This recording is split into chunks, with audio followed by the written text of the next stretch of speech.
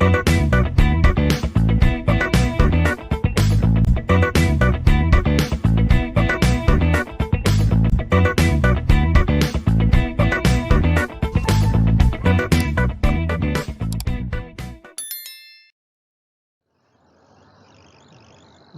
to my next video on mechanical measurements and metrology. Myself Ajit Joshi, Assistant Professor from Canara Engineering College, Banpara.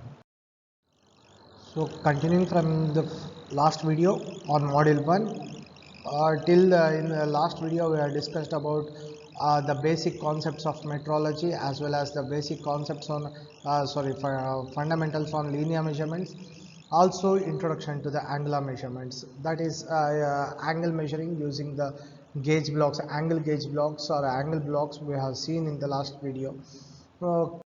Continuing with the angular measurements, we have defined what is angle, all those things in the last class in terms of a degree. So it is nothing but 1 degree is nothing but 360 parts of a circle. So that we call it as a degree, and it is divided into 60 divisions, that we call it as a minutes, and each minute is further divided into 60 parts, that we call it as seconds. Angular measurements is concerned about measurement of individual angles on gauges, tools, as well as small angular changes and deflections. An alternate method of defining angle is based on relationship between radius and arc of a circle, and the unit we call it as a radian, which is defined as angle subtended by an arc of a circle of length equal to the radius. So different angle measuring instruments, we have discussed this also, like dual protractors, sine bar, sine center, angle gauges and clinometers. Regarding the working principle or nothing but the concept of angle gauges, how to use it, that we have discussed in the last video. In this video we will discuss dual protractor, working principle of dual protractor or angle measuring using dual protractor, sine bar and sine center. So first, coming to the important instrument which is widely used for measuring the angle, that is optical bevel protractor. Optical bevel protractor is very important, and a workshop on a shop floor it is widely used for angle measuring, angle measurements. Okay, so that's why we have to understand the basic concept of this bevel protractor. When you go to a shop or when you go for any kind of angle measurements on shop floor, generally the workmans, they generally use the bevel protractor. So coming to what is this bevel protractor and how it is being used. The recent developments on the vernier bevel protractor is an optical bevel protractor. We can see this diagram here. Let me come back later. This is a bevel protractor which is generally used.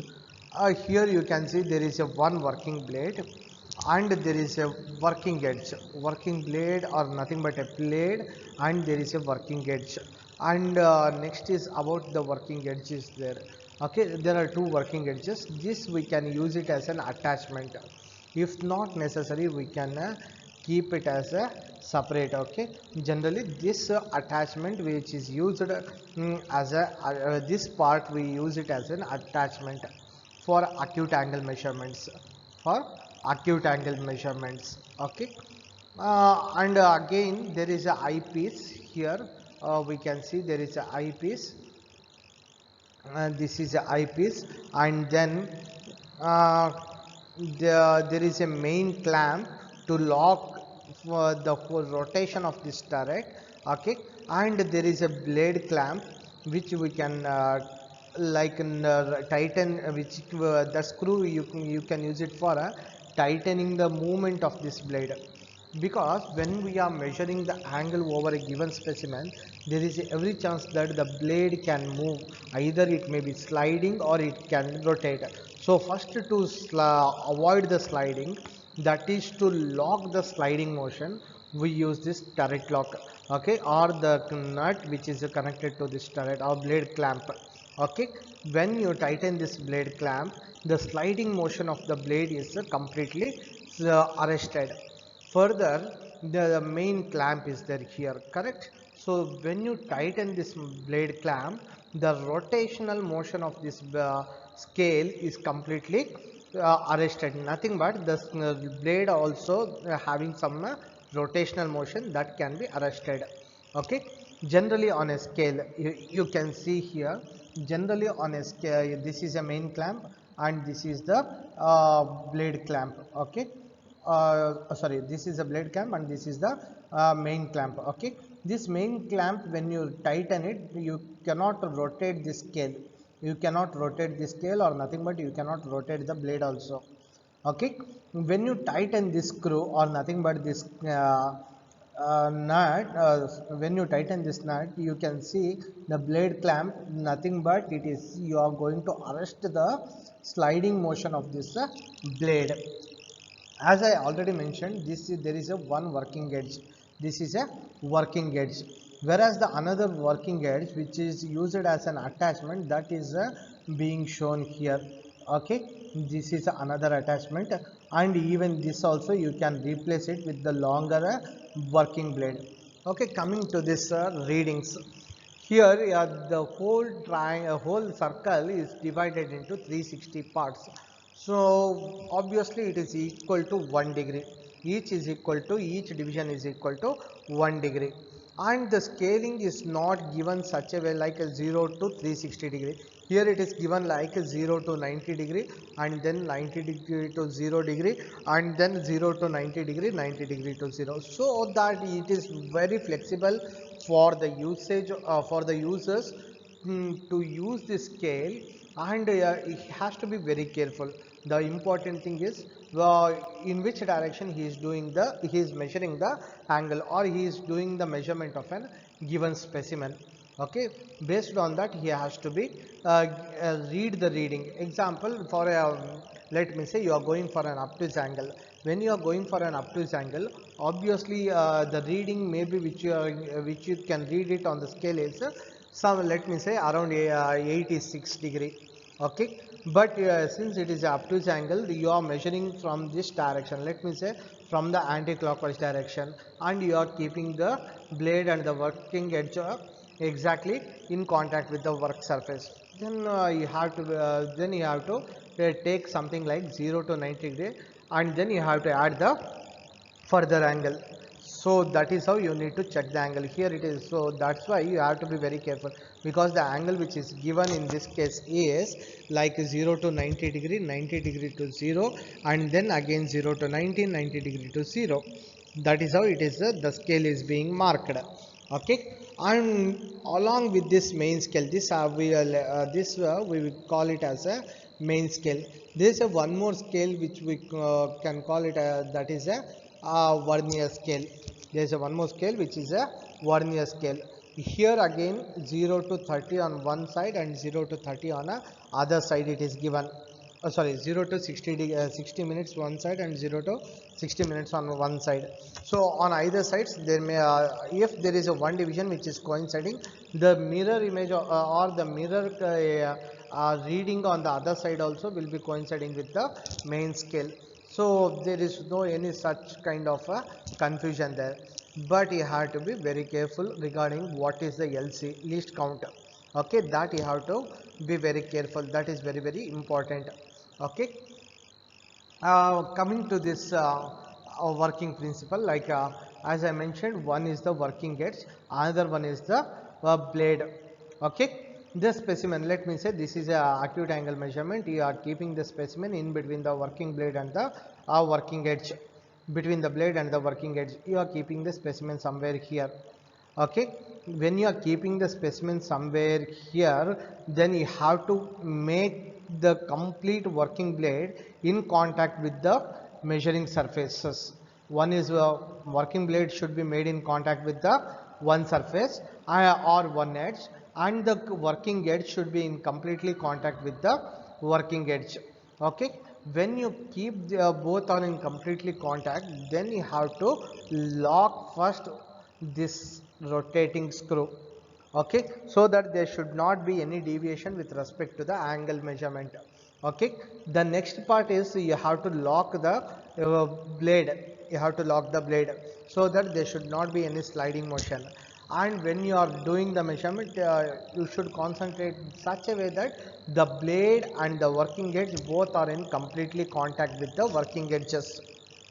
The both working blade and the working edges both are should be in contact with the surface of the specimen, or the two measuring edges of the specimen. And then measure the angle, measure the angle with the help of a main scale.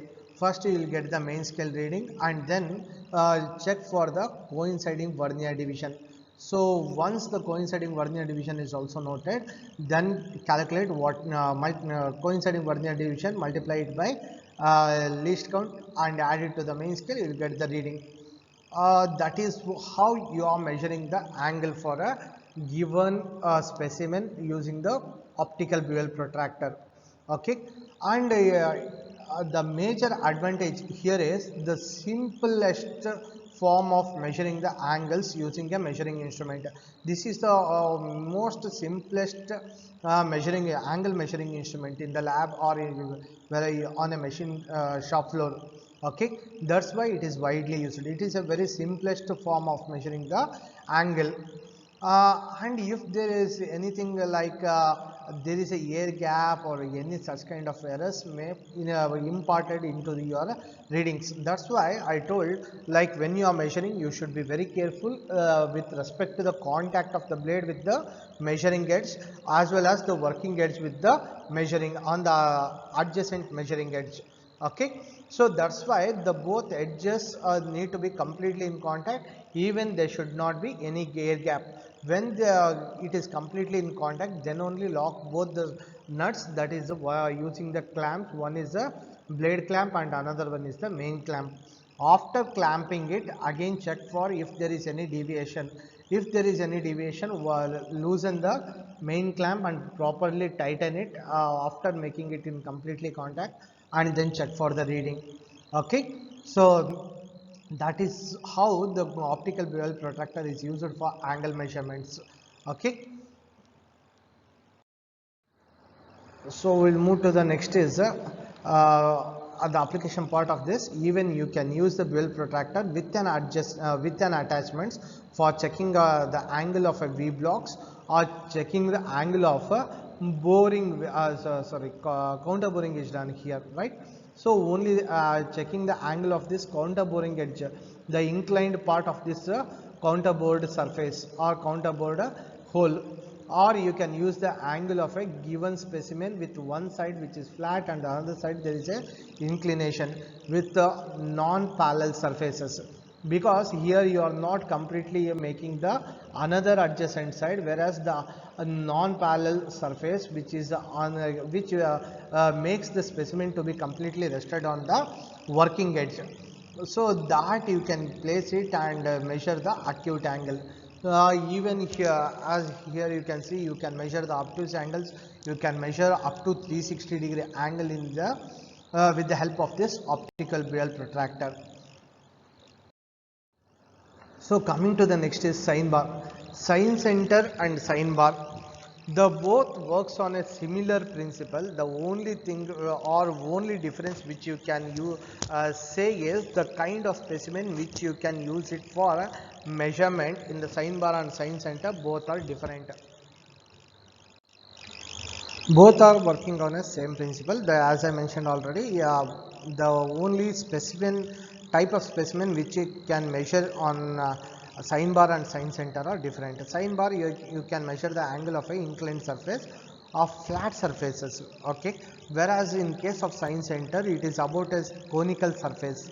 Nothing but you can measure the tapered specimens. You can measure the angle of a tapered specimen. There you can measure the semicone angle. Okay, and in the sign bar you can place the specimen exactly on the sign bar surface, whereas in case of sign center you have to hold the surface between the two centers. That is nothing but you can say you can done the modification to the sign bar with the two attachments, that is centers, to hold the conical specimen or tapered specimens. Okay, that is the major advantage of the sign center. Sign bars, sign bar or the sign centers, they are generally made up of high carbon high chromium corrosion resistant steels which can be hardened, ground and stabilized. They are made up of a high carbon, high chromium corrosion resistant steels which can be hardened, ground and stabilized, so that it is not going to worn out very easily, and at the same time since they are measuring devices, they are kept open, so they should not get corroded. So these are some of the important technicalities or technical background of those sign bars, that is important concepts or aspects related to the sign bar.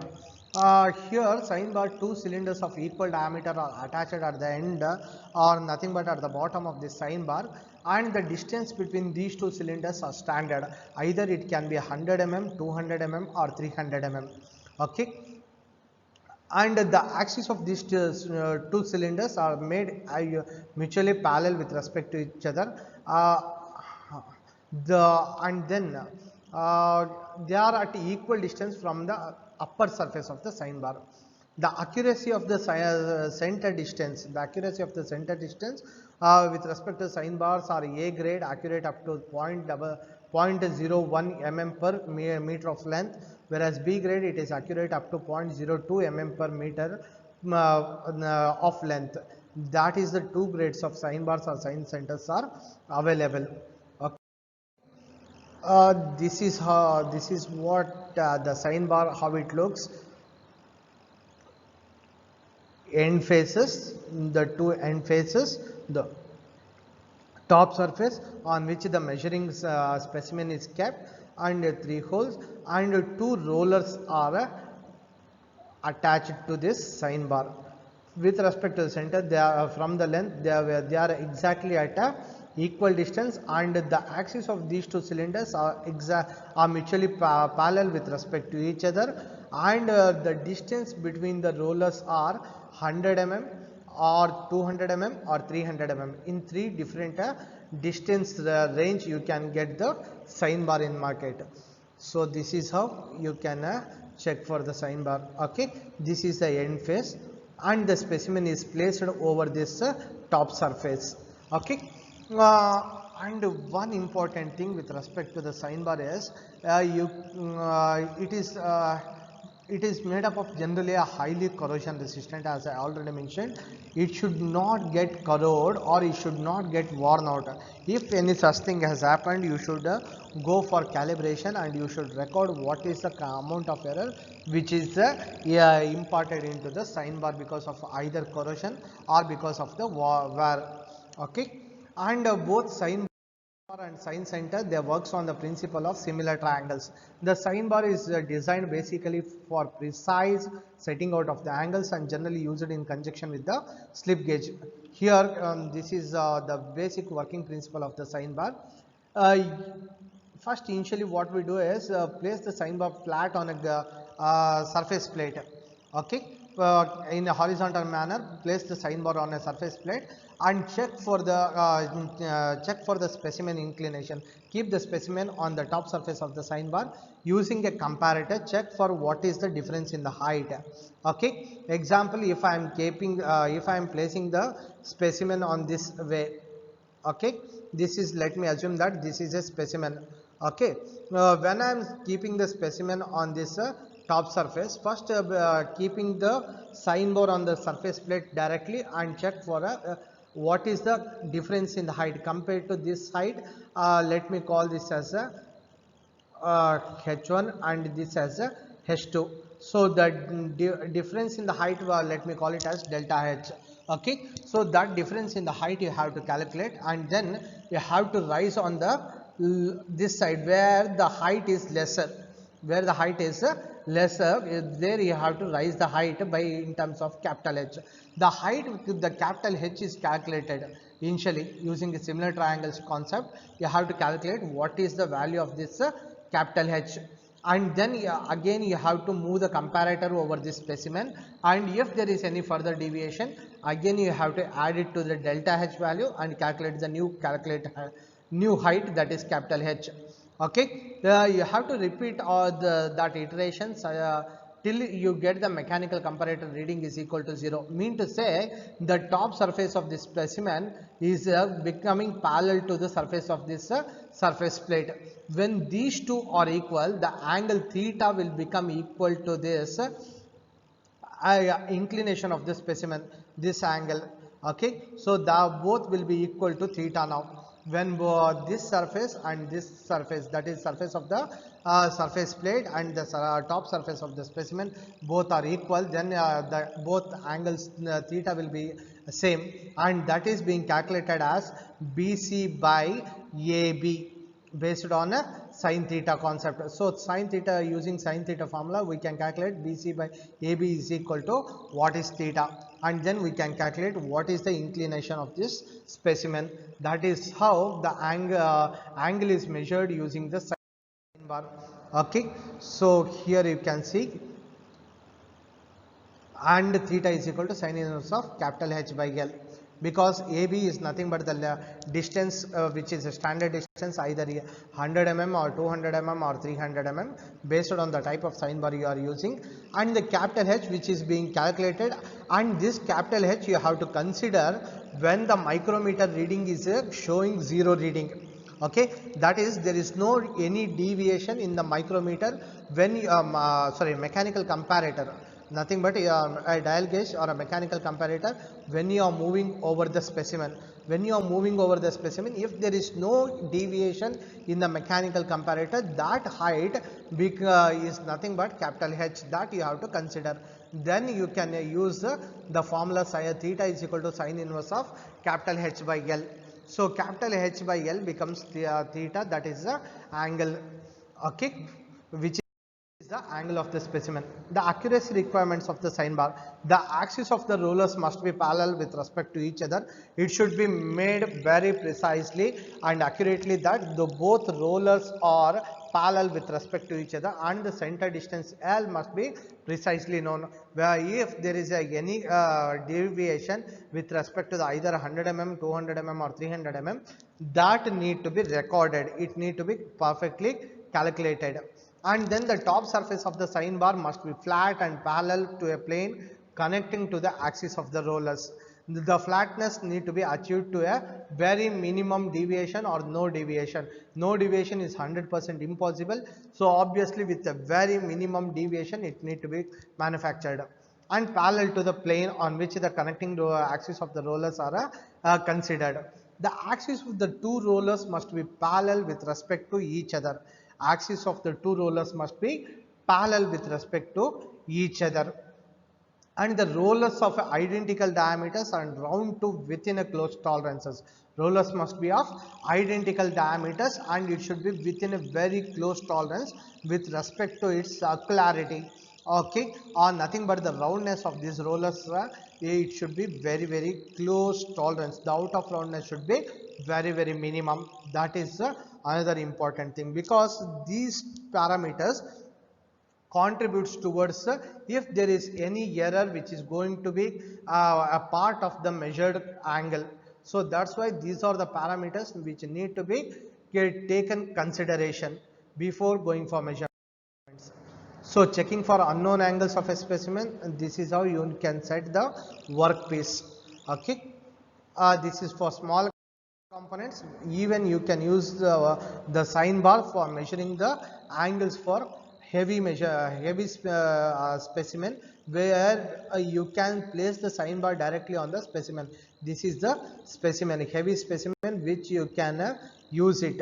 Okay, when the components are heavy which cannot be mounted on sign bar, then generally this kind of setup is being taken, and such a way that the angle difference in the height you can calculate here directly, and then we can measure the capital H. Okay, what are the limitations? Here the sign bar or sign center, the main important thing is the limitation which is which lies is you can measure the angle only less than 15 degree, but becomes increasingly inaccurate when the angle measurement is more than 20 degree, let me say. Okay, or for the higher angles. The sine bars inherently become impractical and inaccurate as the angle exceeds 45 degrees because of the sine bar is physically clumsy to hold in position, especially the circular objects, and body of the sine bar obstructs the gauge block stack even if relieved, and then see a slight errors of the sine bar causes larger angular errors, and long gauge stacks are not nearly as accurate as shorter gauge blocks, because we are discussed even in the last slide where small errors are inherent even in the gauge blocks. So when you are building up to a larger gauge blocks or longer gauge stacks, then obviously it is going to impart some error, and a small error in the capital H value will cause a longer deviation in the angular measurements, especially when we are going for measuring larger angles. Okay. So regarding the science center, we'll discuss it in the next video. Okay. Again, at the end of this video, I declare here that I have obtained many sources. I have taken many sources for teaching as a teaching material in this video, and I hold that there is no originality with there is very minimum originality, or I don't claim any kind of originality in the slide preparation of these videos. Okay, I have just taken only a sole purpose of just like as a teaching material. Okay. uh, thank you for such sources from where I have borrowed all any teaching material for these slides in preparation of these slides. Also for thank you for a patient listening. Thank you one and all.